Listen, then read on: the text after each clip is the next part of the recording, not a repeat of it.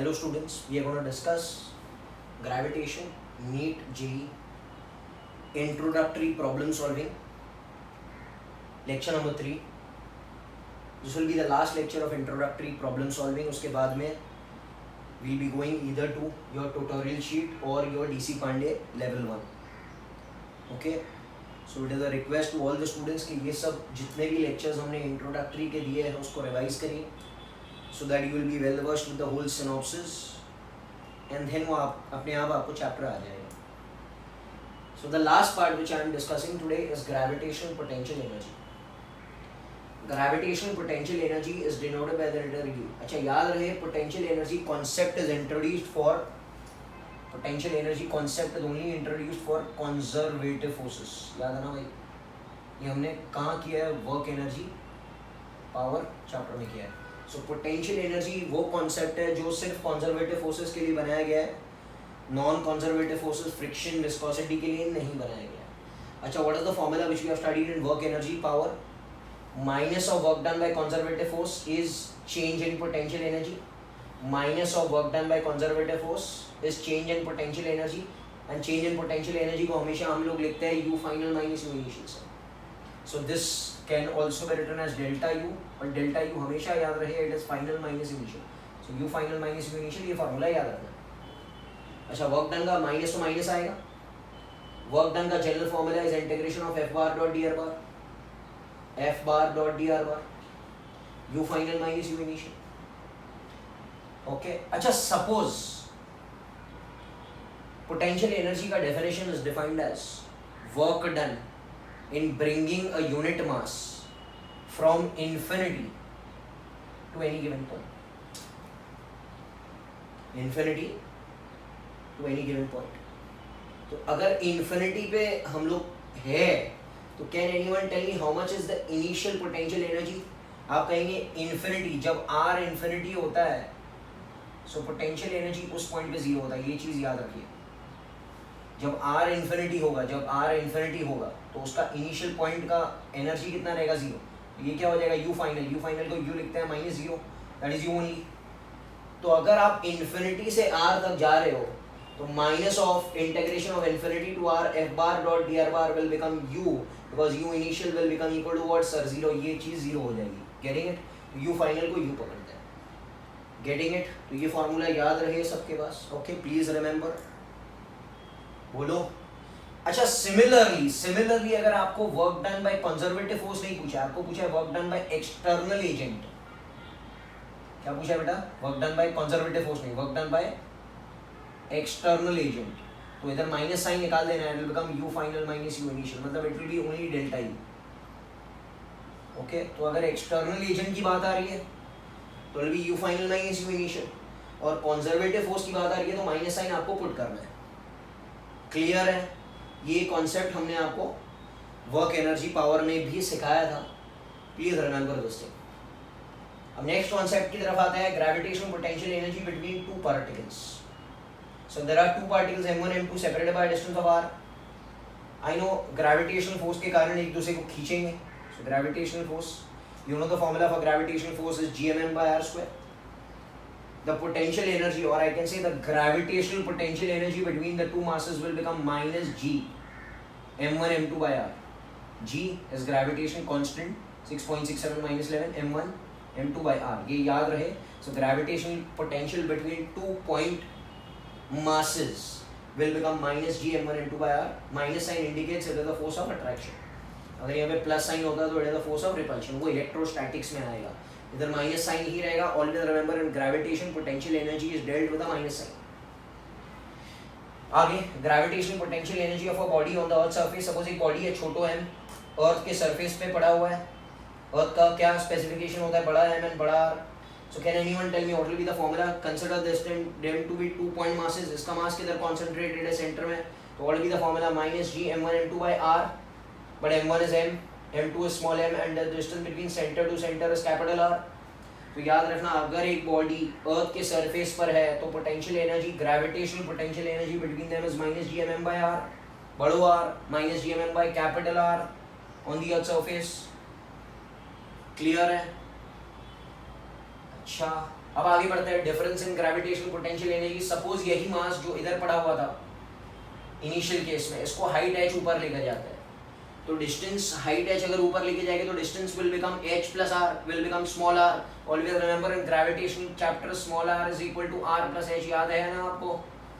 अच्छा, what is the difference in potential energy? इधर potential energy कितनी थी बेटा?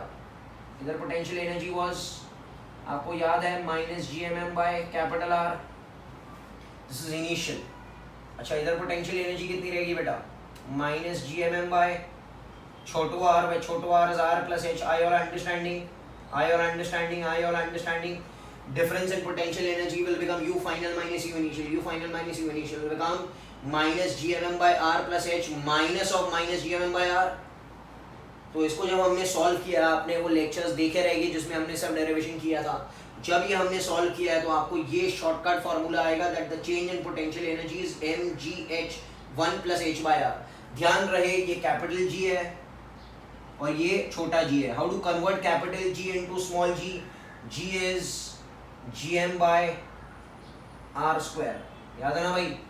या तो ऐसे भी लिख सकते थे हम लोग, gm is gr square. So this is how you convert बड़ो d इनटू छोटो g। वो सब कन्वर्जन करने के बाद में the change in potential energy that is u final minus u initial when you are going at a height of h will become m छोटो g h 1 plus h by r। ये बहुत जगहों पर हम लोग यूज करेंगे आज ही numericals में। Next, maximum height attend by the particle. एक पार्टिकल है अर्थ के सरफेस पर है, छोटा m, उसको मैंने ऊपर फेंक दिया विद वेलोसिटी v, तो कौन सी एनर्जी स्टार्ट में दिया? काइनेटिक। ऊपर जाते जाते there will be decrease in kinetic energy and increase in potential energy. So what is the change in, finally it will reach at a point where the net velocity will become equal to what बेटा? Equal to 0। तो कहना इसे पूरा kinetic energy खत्म हो गया और पूरा पोटेंशियल एनर्जी बढ़ गया। So decrease in kinetic energy is increase in potential energy, decrease in kinetic energy will become half mv square and change in potential energy और इंक्रीज इन पोटेंशियल एनर्जी का formula यहां से लेना है, will become mgh 1 plus h by r। तो ये shortcut से आपको h या v मिल जाएगा। अच्छा, ध्यान रहे ये v वो v है where the velocity is less than escape velocity, because अगर एस्केप देंगे तो वो तो भाग जाएगा ना इन्फिनिटी पर, नेवर एवर रिटर्न। तो हाइट का सवाल ही पैदा नहीं होता है, बिकॉज हाइट कब तक चढ़ेगा? When it will be in the gravitational influence, but once it gets out of the influence there will be no reason। So this case is only valid for a velocity which is less than, this velocity should be less than escape velocity। and escape velocity का formula मालूम है ना?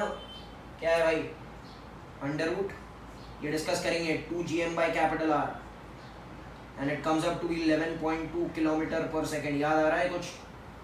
ये चीज़ है। चलो आगे बढ़ते हैं। Binding energy, binding energy on earth surface. Suppose एक पार्टिकल है अर्थ सरफेस पर है, बाइंडिंग एनर्जी मतलब क्या? Binding energy is defined as the minimum amount of energy supplied to a body, okay, supplied to a body so that it escape from the influence of the earth and never ever returns. वो भाग जाए, कहाँ पर भाग जाए? Infinity पर भाग जाए और कभी भी वापस ना आए। कैन आई से ये अर्थ के सरफेस पर पड़ा हुआ है तो काइनेटिक एनर्जी कितना है इसका? 0। पोटेंशियल एनर्जी कितना है? Minus GMM by r। So total energy कितना रहेगा? Kinetic plus potential will become minus GMM by r। Can I say total energy is negative, means the earth has bounded him, minimum amount of energy to escape it will become equal and opposite of total energy। so binding energy is minus of total energy, तो इसका उल्टा will become plus GMM by r। okay, तो इतना energy अगर आप एक body जो पड़ी हुई है अर्थ के सरफेस पे उसको देखें तो it will escape to infinity and never ever return। but suppose ये तो अर्थ के सरफेस पर है, एक सैटेलाइट रिवॉल्व कर रही है at a height h, बोलो, और I can say radius of the orbit is small r from the center। तो इसके पास काइनेटिक एनर्जी भी है, पोटेंशियल एनर्जी भी है। the sum of kinetic and potential will become total। Kinetic energy का formula क्या रहेगा? हाफ mvc स्क्वायर, में vc को बोलते हैं क्रिटिकल वेलोसिटी। क्रिटिकल वेलोसिटी का फॉर्मूला मालूम है? Under root gm by r which we'll discuss over here। So अगर हम vc का वैल्यू अंदर डालेंगे तो ये फॉर्मूला आ जाएगा gmm by 2r। तो घूमने का energy is gmm by 2r। Potential energy is minus GMM by छोटो r minus GMM by small r, capital R नहीं, because small r will become what? r plus h। याद आ रहा है? So total energy will become kinetic energy plus potential energy. So जब दोनों को add करेंगे तो हो जाएगा minus GMM by 2r। This is the total energy for a revolving satellite. Can I से binding energy will be equal and opposite of this? Total energy will become plus GMM by 2r. This is binding energy for a satellite which is revolving. This is binding energy for a satellite at rest on the earth surface. Yes or no? तो ध्यान रहे, ये सब formulas आपको आना चाहिए वरना आप नहीं कर पाएंगे. सिनॉप्सिस में थोड़ा आगे बढ़ते हैं. You are doing gravitation lecture number 3, introductory exercise. We are doing the synopsis. Escape velocity पढ़ रहे. Escape velocity is defined as the minimum amount of velocity supplied to a satellite on the earth surface so that it escapes from the influence of the earth and never ever returns. तो कहाँ पर चला जाना चाहिए उसको? Infinity. मतलब यहाँ पर जाना चाहिए इन्फिनिटी पर और रुक जाना चाहिए. मतलब फाइनल वेलोसिटी कितना हो जाना चाहिए बेटा? इसका 0. इनिशियल कितना दिया आपने? एस्केप दिया. What is the formula for escape speed? Under root 2 gm by r. Under root 2 gm by r. And if I calculate escape velocity on the earth surface is 11.2 km per second. मतलब एक body को उठा के फेंक देना है earth surface से, उसको कितना स्पीड आपको देना पड़ेगा? 11.2 km per second. Sir, in which direction? You can give it in any direction. Escape velocity is independent of direction. अगर आप ऊपर फेंके या इधर फेंके या इधर फेंके या ऐसे थीटा फेंके, उससे कुछ फर्क नहीं पड़ेगा. It will go to infinity and never ever ever return. अब यहाँ पर न्यूमेरिकल्स में there are 3 cases which are there are 3 cases which are asked. First case, if you are giving velocity which is less than escape, तो आप उठा के उसको फेंक रहे तो बट एस्केप स्पीड से कम दे रहे हो. मतलब अर्थ पे अगर 11.2 वेलोसिटी से आपने कम दिया, velocity of projection is less than escape, तो क्या होगा? वो कुछ हाइट तक चढ़ेगा और रुक जाएगा. मतलब उसका फाइनल वेलोसिटी कितना हो जाएगा बेटा? 0. बट इन्फिनिटी पे नहीं गया, वो कुछ हाइट चढ़ा on the earth surface, on the earth surface नहीं, in the gravitational field of the earth कुछ हाइट चढ़ा और रुक गया. It is not going to infinity. तो जैसे मैंने बताया कौन सा एनर्जी कौन सी एनर्जी में बदल रहा है. So there is decrease in kinetic energy and increase in potential energy. So decrease in kinetic energy, change in kinetic energy is half mv² and change in potential energy is mgh1 + h/r. तो जब भी याद रखना, जब भी velocity projection का escape से कम हो, मतलब 11.2 से कम हो, तो आपको ये फॉर्मूला इस्तेमाल करना है, which is asked in many of the examination. That is half mv² is mgh1 + h/r. Which is the maximum height reached? Always remember one more thing, that total energy at every instant will be negative. मतलब क्या? इधर है तो भी total energy negative है, इधर है तो भी टोटल एनर्जी नेगेटिव है, इधर है तो भी टोटल एनर्जी नेगेटिव है, इधर है तो भी टोटल एनर्जी नेगेटिव है. Why? Because this body is always bounded to the earth. Earth ने उसको पकड़ के रखा है, ये बाहर तो जा रहा नहीं है. So at every instant, wherever you go, the total energy at every instant is negative. That means it is under the gravitational force of attraction of the earth and it is bounded. Second case, अगर आपने जो speed दिया वो escape के बराबर दिया, मतलब 11.2 दे दिया, तो क्या होगा? वो इन्फिनिटी पर भाग जाएगा और इन्फिनिटी पर जाके रुक जाएगा. It will not start moving at infinity. It will stop at infinity. Because उसका फ्यूल खत्म हो गया, उसका पेट्रोल खत्म हो गया, उसका एनर्जी खत्म हो गया. सो total energy at every instant will be 0. Sir आप मुझे 0 प्रूव करके बताओ. Why? Total energy at every instant is 0. Every instant, every instant is 0. Prove करके बताओ. टोटल एनर्जी इनिशियल कितना था जब इधर था? सो इसके पास पोटेंशियल था -gm/r एंड काइनेटिक मैंने दिया इसको हाफ mv², बट v किसके बराबर दिया? v के बराबर दिया. सो -gm/r जो उसका पोटेंशियल एनर्जी था प्लस हाफ m, v का फॉर्मूला क्या? √2 gm/r का स्क्वायर. तो ये हो गया. आप देख सकते हैं इन दोनों को ऐड कर दो तो टोटल एनर्जी कितना हो जाएगा? 0. Law of conservation of energy के मुताबिक total energy at every instant has to be the same, that total energy initial and total energy final and at every instant has to be 0. So always remember, when you are supplying escape speed, the total energy at every instant has to be 0. Clear है? मतलब अगर यहाँ पे kinetic -100 है, kinetic 100 है तो potential energy -100 है. यहाँ पर आके अगर काइनेटिक एनर्जी 60 हो गया तो पोटेंशियल एनर्जी हो गया -60. यहाँ पर आके अगर पोटेंशियल 0 हो गया, इन्फिनिटी पे पोटेंशियल एनर्जी कितनी होगी? Always remember, at infinity potential energy is 0. So kinetic energy should also be come towards 0 ना, बिकॉज यार law of conservation of energy के मुताबिक total energy at every instant has to be 0. तो जब वे infinity पे पहुंचेगा तो पोटेंशियल एनर्जी तो 0 ही होती है ना एट इन्फिनिटी, तो काइनेटिक एनर्जी भी कितनी होनी लगती है? 0. याद रखना है case. Third case, if you are supplying velocity which is greater than escape, मतलब आपने इसको इतने जोर से फेंका विच इज मोर देन 11.2, तो क्या होगा? इन्फिनिटी पर जाएगा, उसका पोटेंशियल तो 0 हो जाएगा इस पॉइंट पर, बट काइनेटिक एनर्जी कुछ रहेगा. बिकॉज उसका पेट्रोल, केरोसिन जो भी है फ्यूल अब तक खत्म नहीं हुआ है. Can I equate energy? Total energy initial is total energy final. Total energy initial कितना था बेटा? Half M we square. Okay, minus G m by r. Total energy final यहाँ पर आके उसके बाद काइनेटिक एनर्जी तो है half M v dash square. Potential energy infinity पे जीरो होती है. जब इसको शॉर्टकट से सॉल्व करेंगे, you multiply by 2 and cancel the छोटो m, you get the shortcut that is v dash. What is the v dash? Velocity at infinity will become under root of v square minus v square. अरे देखो ना, इतना दिया इतना खा गया तो इतना बचा ना, तो v dash is under root of v square minus v square. इतना तो खा जाएगा ना इन्फिनिटी पे जाने के लिए. ये चीज़, ये ट्रिक है जो हमको याद रखना है. ऐसे बहुत सारे ट्रिक्स आई है फिजिक्स में. मेन थिंग इज खाली ट्रिक्स याद करने से कुछ नहीं होगा. मतलब मैं आपको ये सब शॉर्टकट दे दूँ, याद कर लो भैया, याद कर लो, आप भूल जाएंगे 2 weeks में only, you will forget. If you remember all these things concept, तो आपको ये याद रहेगा. बिकॉज आप प्रोसीजर से अगर गुजरते हो ना, ओके, तो you remember the thing rather than remembering the end result. Always it is by experience only. अगर आपने एक्सपीरियंस किया है पूरा चीज़, तो ये रिजल्ट अभी कभी नहीं मिलेगा. बट सीधा मैंने रिजल्ट दे दिया तो आप बोलेंगे यार ठीक है, याद कर लिया, भूल भी गए. तो remember, that's why I am making you do the derivations. Okay? Derivation NEET वालों को याद नहीं रखना है, जेई वालों को याद रखना है. बिकॉज कुछ भी बीच में क्वेश्चन पूछ सकता है. ये जरूरी नहीं है पूछे, ये पूछ सकता है. ओके भाई, ये पूछ सकता है, कुछ भी पूछ सकता है. नीट वालों के लिए सिर्फ एंड रिजल्ट काफी है. Motion of satellites. अच्छा, सैटेलाइट घूम रहा है तो आपको बताया था कौन से वेलोसिटी से घूमना है? Critical velocity. याद है? Orbital velocity. What is the orbital velocity का formula? Under root GM by छोटो आर. भाई छोटो R is R plus H. याद है?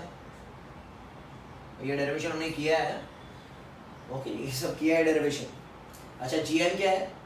GM is ji are square which is G H छोटो R square. GM is G H R ji are square which is G H small R square. ये सब पहले lecture में हमने derivations किया है. ओके. अच्छा, हाइट को अगर जीरो डाल देंगे इसमें, मतलब satellite is very close to the earth, मतलब ये बहुत नज़दीक है. ये हाइट अप्रॉक्सीमेटली जीरो है, मतलब बहुत नज़दीक है. तो अगर हाइट जीरो है तो under root G m by r हो जाएगा. But G m is ji are square. G are square तो आर आर हो गया, तो अंडर रूट जी आर. जी आर का वैल्यू आएगा 7.9 किलोमीटर पर सेकेंड. तो इतने वेलोसिटी से वो घूम रहा है अर्थ के नज़दीक, अर्थ के नज़दीक. अच्छा, जब वो घूमेगा तो एक चक्कर को जितना टाइम लगेगा उसको बोलते हैं टाइम पीरियड. क्या बोलते हैं बेटा उसको? Time period. टाइम पीरियड का फॉर्मूला क्या है? 2 pi under root r cube by G m. This derivation also we have done it in the theory. T is 2 pi root of are cube by G m. T is 2 pi root of are cube by G m. T is 2 pi root of are cube by G m. और reference के लिए मैंने सब lectures भेज दिए हैं आपको. आप व्हाट्सएप ग्रुप पे देखना, रेफरेंस के लिए मैंने सब लेक्चर्स भेजे हैं. So T is 2 pi root of are cube by G M. अच्छा, इसको क्या मैं लिख सकता हूँ? ये सब दोनों चीज़ तो कॉन्स्टेंट है बेटा. तो T square is proportional to R cube. इसको बोलते हैं Kepler's third law of planetary motion. Kepler's third law of planetary motion. अच्छा, जब एक बॉडी घूम रही है अर्थ के सराउंडिंग में at a height h at a distance small r, so what will be the potential energy? Minus GMM by are. Kinetic energy घूमने के लिए कितना रहेगा? GMM by 2 r. So total energy will become this plus this will become minus GMM by 2 r. This is total energy for a revolving satellite. This is kinetic energy of a revolving satellite. This is potential energy for a revolving satellite. Yes or no sir? तो अगर इसका graph हम बनाते हैं तो kinetic energy तो positive में आएगा, GMM by 2 r. It is inverse to r, so hyperbola. Total energy और पोटेंशियल एनर्जी नेगेटिव है. बट कौन बड़ा है, छोटा कौन है? आपको पता है कि total energy is minus GMM by 2 r. So this is minus half and this is -1. -1 बढ़ा के -1/2 बढ़ा. ऑब्वियसली -1 बढ़ा. नेगेटिव जितना बड़ा उतना छोटा. सो पोटेंशियल एनर्जी नीचे आएगा, टोटल एनर्जी इस तरफ आएगा. I all understanding? ये नेगेटिव में आएगा, ये पॉजिटिव में आएगा. I hope you all are understanding this thing. Hi students, we are going to study Kepler's law of planetary motion. 3 laws Kepler ने दिया. First law, all planets revolve around the sun in elliptical orbits with the sun as one foci. तो सन है, ये planet है, मास m छोटो m, इसका मास बड़ो m. Let the position vector of planet with respect to sun is r bar. Let its velocity at this instant be v bar. Let the angle between r bar and v bar be theta. सबसे दूर वाला distance को बोलते हैं apogee. Let the speed over here be v1. Let this be r1 bar, so the angle is 90. Theta 90 है ना, यहाँ पे थीटा थीटा. अच्छा, पेरिजी सबसे नज़दीक वाली पॉइंट को बोलते हैं पेरिजी. यहाँ पे भी थीटा 90 है. So always remember at apogee and perigee theta is 90. Rest all the theta keeps on changing. Okay. So ये first law, all planets revolve around the sun in elliptical orbits with the sun as one foci. Second law, okay, the line joining the sun to the planet traces equal areas in equal intervals of time. Okay, that means the aerial velocity is constant. So dA by dt is L by 2m, ऐसा prove कर चुका है. dA by dt is aerial velocity, rate of change of area is L is angular momentum by 2m. अच्छा, always remember dA by dt ये क्या बोल रहे हैं, aerial velocity is constant. So if this is constant, L is constant. और आपको मालूम है L कब constant रहता है, when the net external torque acting on the body is 0. net external torque का फॉर्मूला क्या है, RF sin theta. आपको मालूम है R इधर है, अच्छा सेंट्रीपिटल फोर्स इधर ही लग रहा है. So the angle between R and F is 0. So sine 0 कितना हो जाएगा मेरा बच्चा, 0. सो नेट एक्सटर्नल टॉर्क 0 हो गया, तो एंगुलर मोमेंटम कंजर्व हो गया. एंगुलर मोमेंटम का फॉर्मूला क्या है, mvr sin थीटा. याद है ना भाई, for a particle moving it is mvr perpendicular. या तो एंगुलर मोमेंटम का फॉर्मूला ये मालूम है, r bar cross p bar, but cross में साइन थीटा होता है, तो become r is rp sin theta. rp that is mvr sin theta. याद आ रहा है.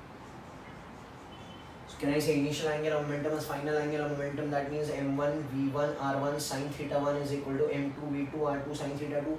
बट m तो कांस्टेंट है ना भाई, एक ही प्लैनेट है, वही घूम रहा है. सो m और m उड़ा ही दो. सो कैन आई से v1 r1 sin theta 1 is equal to v2 r2 sin theta 2. Suppose हम लोग एपोजी या पेरिजी की बात करें, तो can I write this as v1 r1 sin theta 1 sin 90. और इधर से इधर आ गए तो will become v2 r2 sin theta 2, that will also become 90. so can I say v1 r1 at apogee as v2 r2 at perigee? This will only happen at perigee and apogee. बाकी सब कोई भी point पर theta will be theta, theta will not be 90. तो ये ध्यान रहे. Third law, the square of the time period is proportional to the cube of the semi major axis. अगर सर्कुलर ऑर्बिट रहेगी तो ये r हो जाएगा, ठीक है ना. अच्छा, ट्रिक क्या है, जब भी ऐसे टाइप के सम्स हम लोग नीट या जेई या जेई एडवांस में सॉल्व कर रहे हैं, तो दो फॉर्मूलेज हमेशा आपको लगाने हैं. मतलब कह रहा है बॉडी इधर से इधर आ गया, इधर से इधर आ गया, इधर से इधर आ गया, इधर से इधर, मतलब पोजीशन 1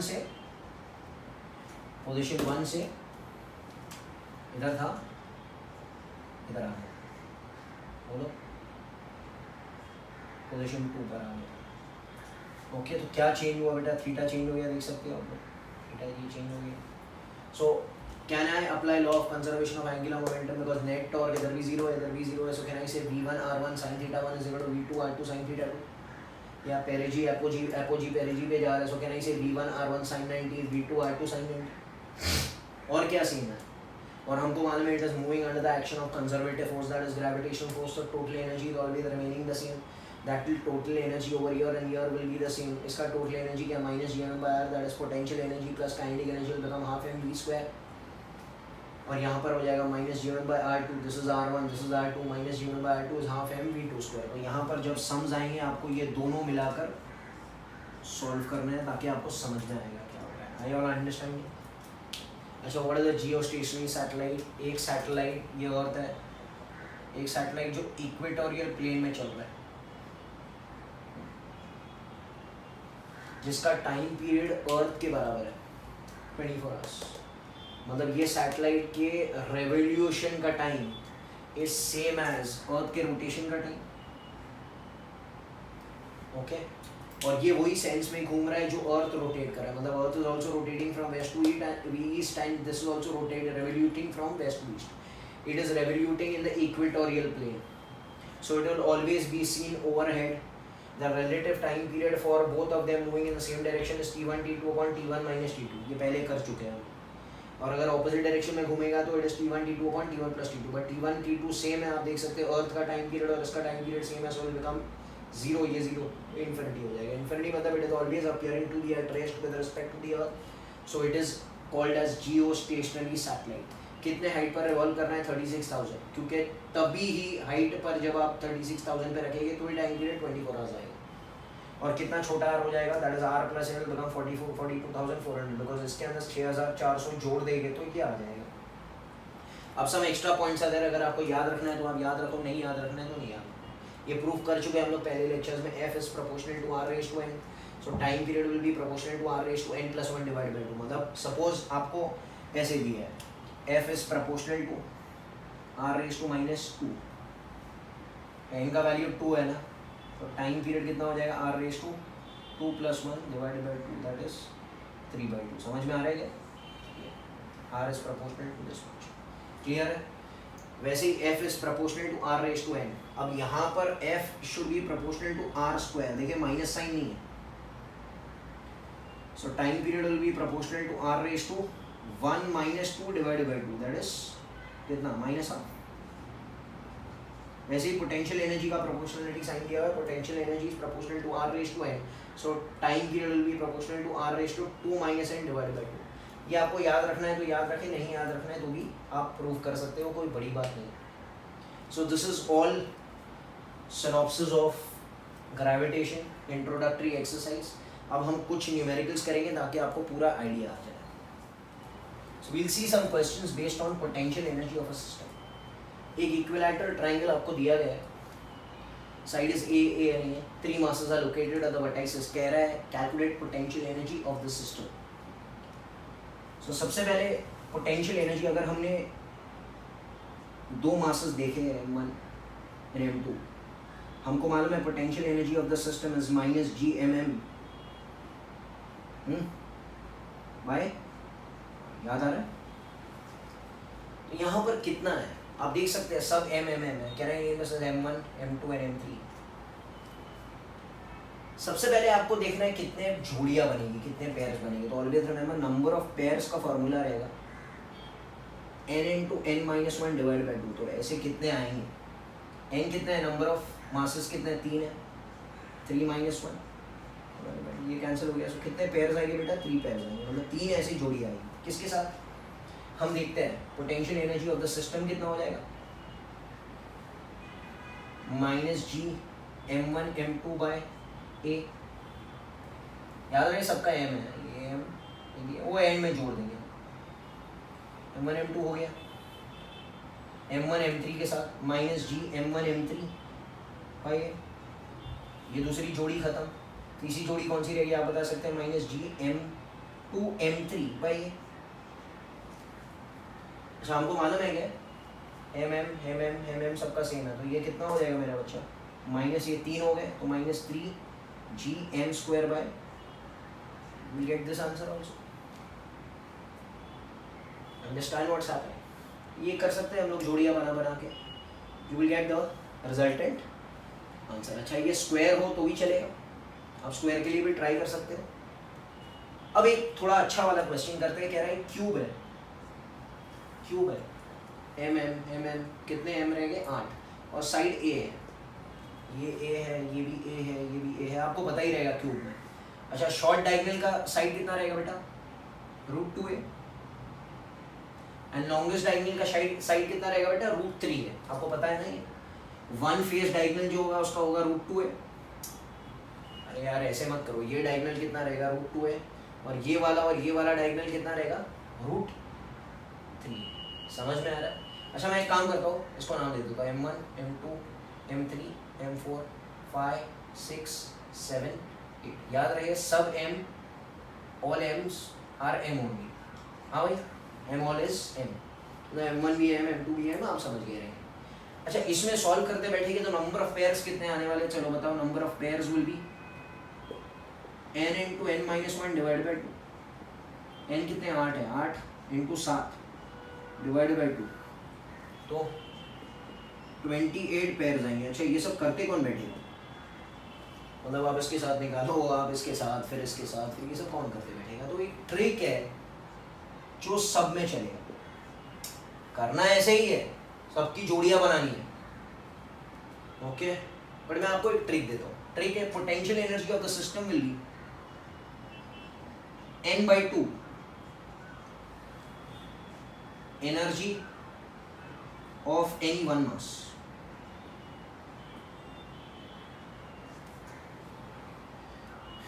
ये क्या कह रहा है?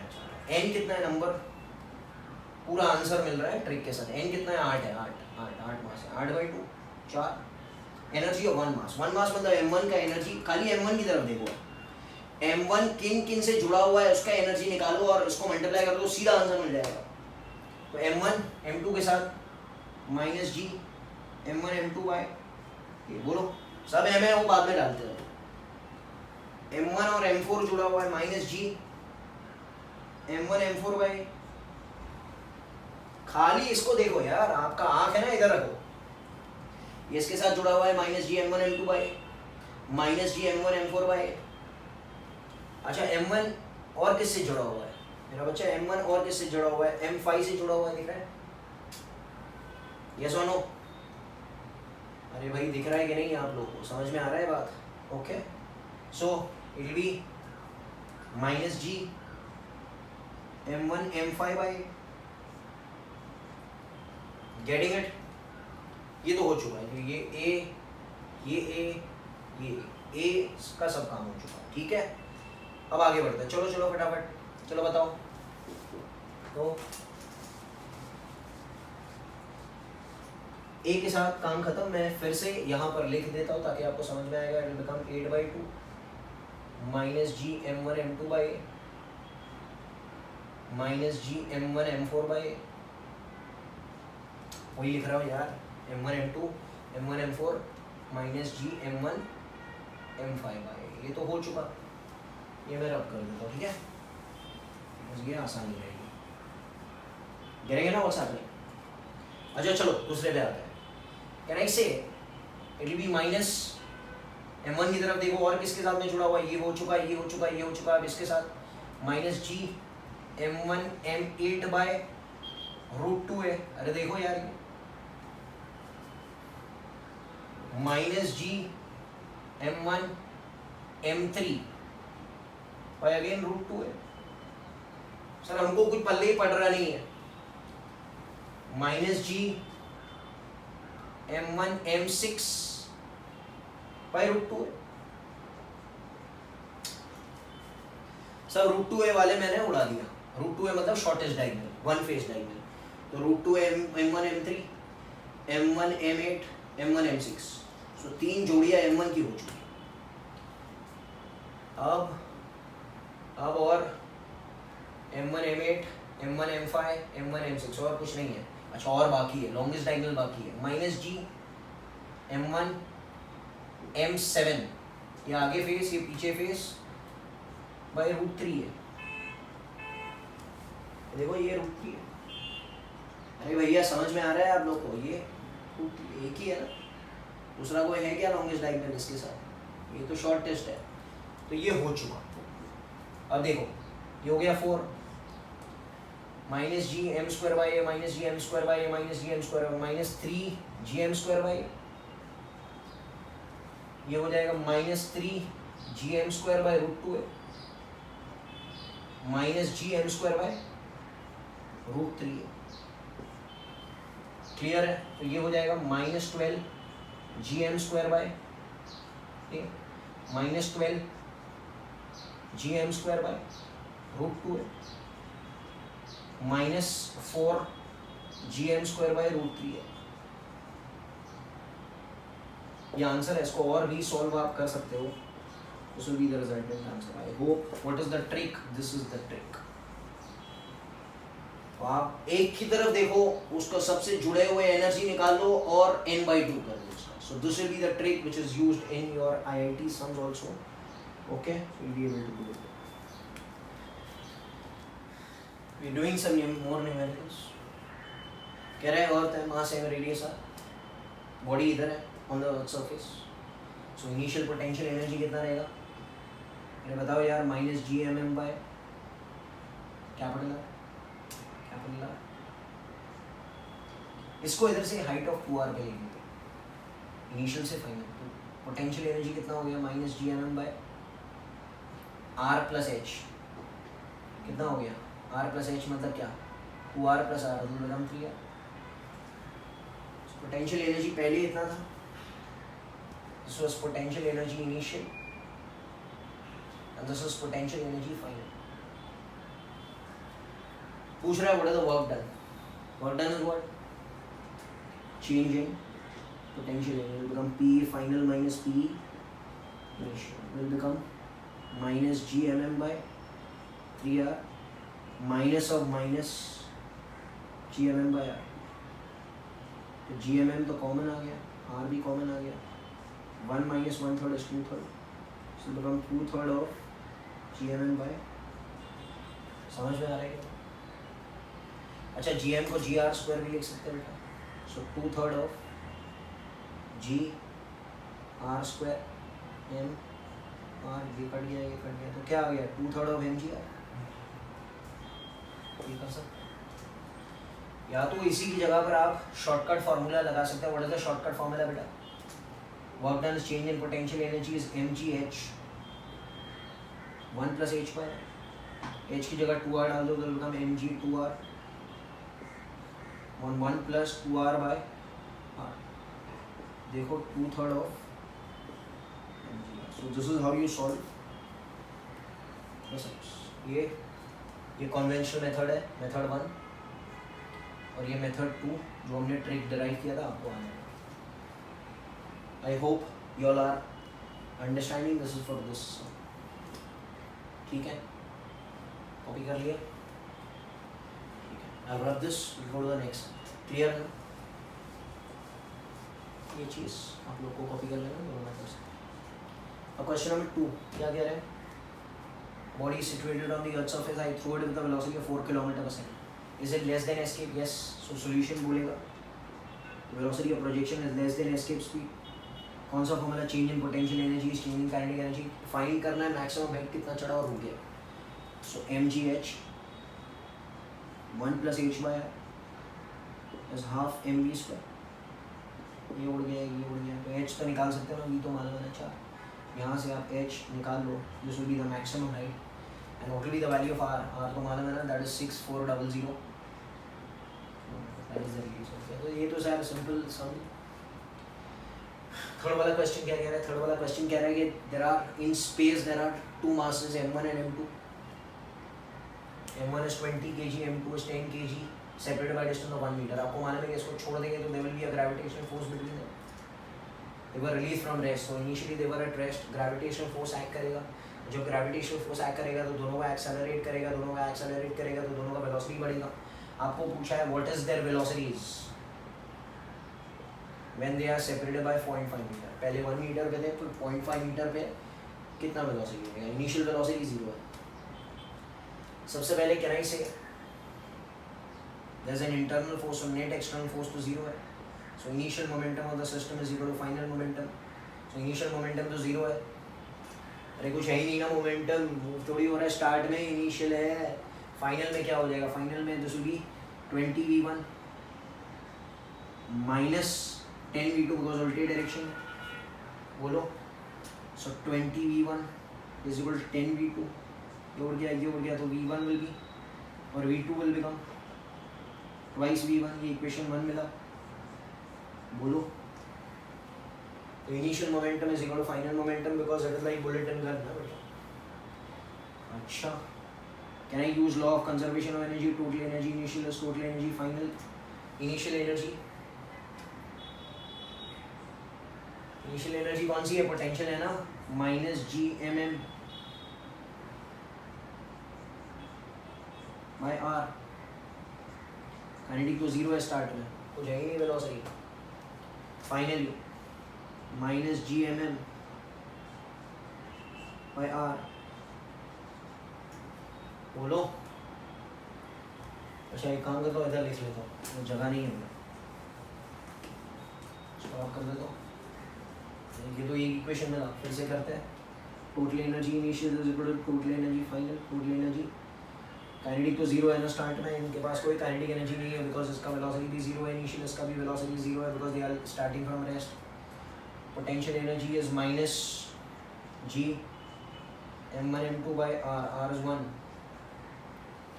Final potential energy is minus G m1 m2 by r, half लिख सकता हूँ 0.5 को, प्लस इसके पास भी काइनेटिक एनर्जी है हाफ m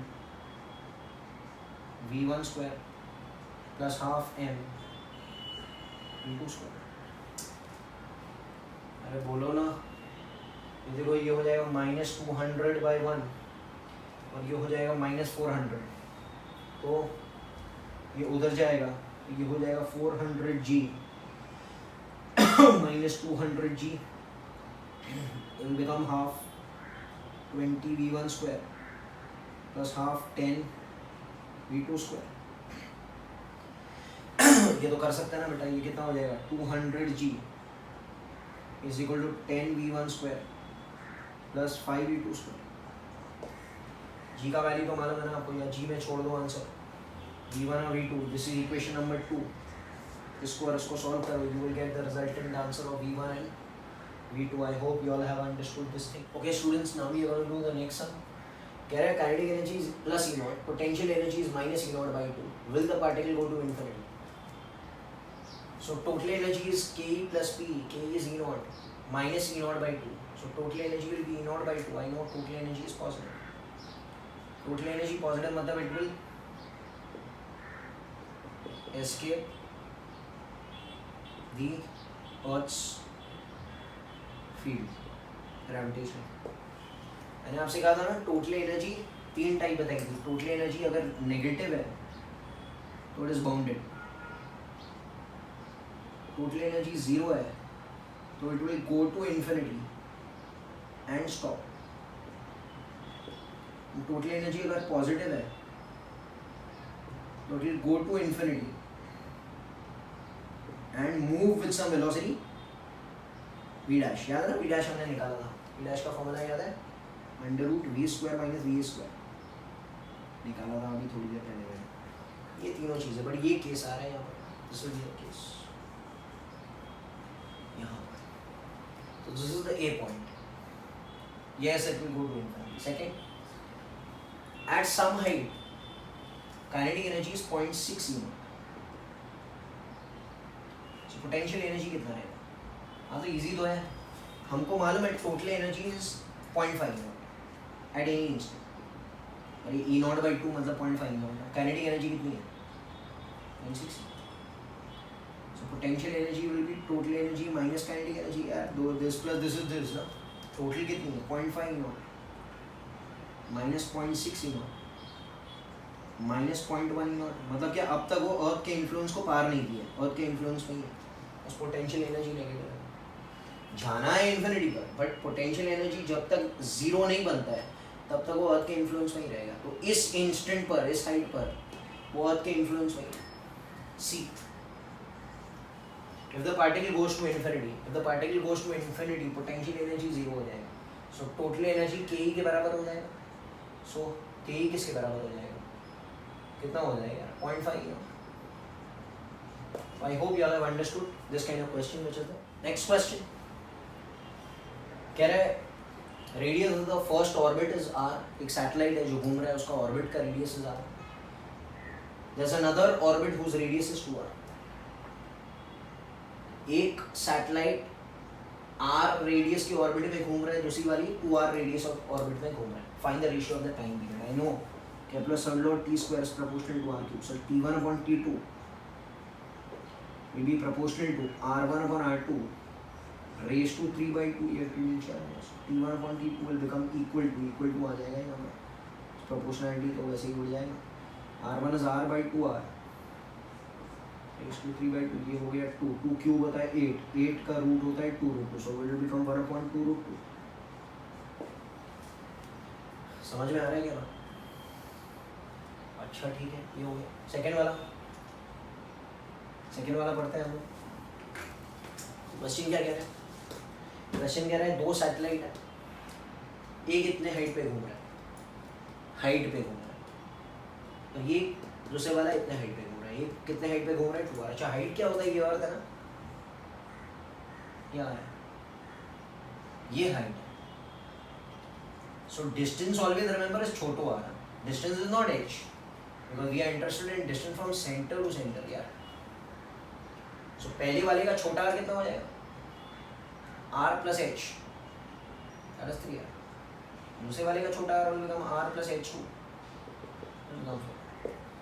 अच्छा kinetic energy for a revolving satellite. पीछे जाओ फिर से, पता है ना Gmm/2r. So can I say it is inverse to r? So can I say Ke1/Ke2? R2 by R1 is 4R/3 that will become 4/4. अच्छा potential energy का formula क्या है बेटा -GMM/R रिवॉल्विंग सैटेलाइट याद है ना ये भी रिवॉल्विंग फिर से वही इनवर्स टू आर है मतलब यही रिलेशन आएगा सो P1/P2 will become 4/3. प्लीज ध्यान रखिए ये सब चीज़ों be able to do it.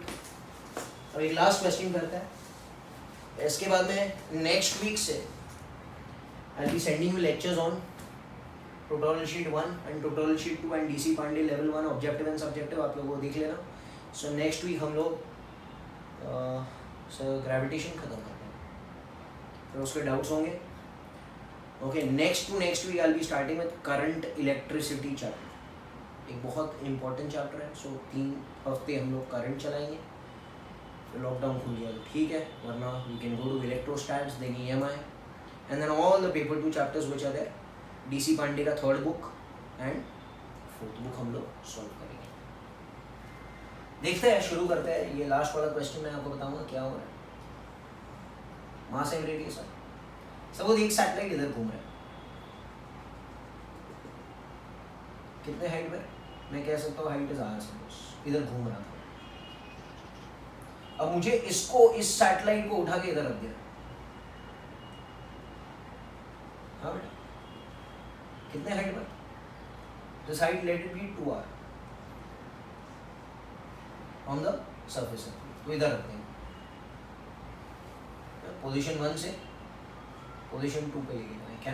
Can I say what is the work done in taking a revolving satellite from 1 to 2?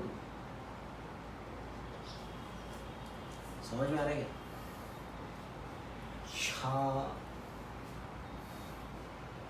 मुझे आप बता सकते हो क्या करना है. Work done over here will be change in total energy. Change in potential energy नहीं है. क्यों? क्योंकि भाई इसके पास काइनेटिक भी है. काइनेटिक में भी चेंज हो रहा है पोटेंशियल में भी चेंज हो रहा है तो actually it is change in total energy. So work done will be change in total energy. Total energy of a revolving satellite is -GMM/2. भूल गए रिवॉल्विंग सैटेलाइट यार ऐसे मत करो तुम लोग हैं. अगर ये रेस्ट पर होता तो -GMM बड़ा आ रहा था but total energy is Ke plus P. It will become -GMM/2R. It will become -GMM/2R. But R is R plus H final. Minus or minus plus GMM/2 R plus H initial. Initial है. So -GMM/2 तो वैसे ही common आ गया. 1/R plus H final is 2R.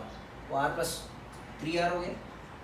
Plus minus sign रहने तो अंदर ये minus हो गया और ये प्लस आ जाएगा 1/H इनिशियल कितना आ रहा है तो ये हो जाएगा 2R.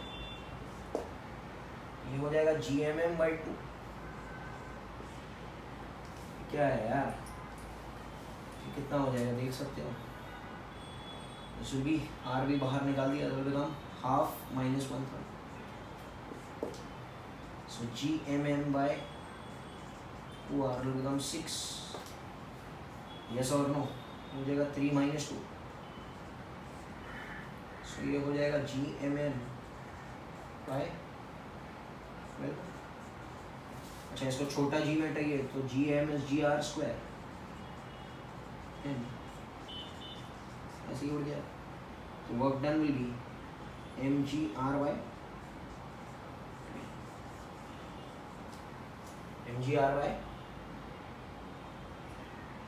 समझ में आ रहा है फॉर रिवॉल्विंग सैटेलाइट. क्लियर है. So I hope you have understood. और बहुत सारे सम्स हम लोग ट्यूटोरियल शीट और DC पांडे में करेंगे. Thank you very much.